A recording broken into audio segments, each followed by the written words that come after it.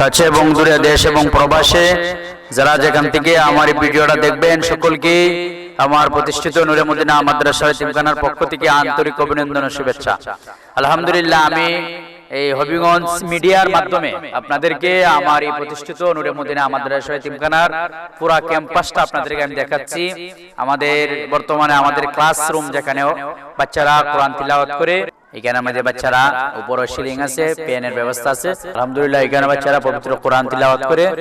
আলহামদুলিল্লাহ, এটা হচ্ছে আমাদের অফিস রুম, এই বাচ্চাদের মাঠ, এই যে খেলার মাঠ দেখতে পাচ্ছেন।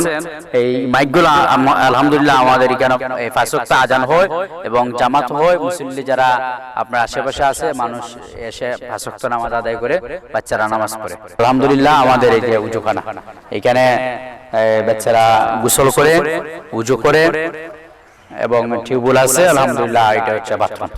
ইনশাআল্লাহ আপনাদের সকলের দোয়া এবং সার্বিক সহযোগিতা আমি কামনা করছি। আসসালামু আলাইকুম ওয়া রাহমাতুল্লাহ।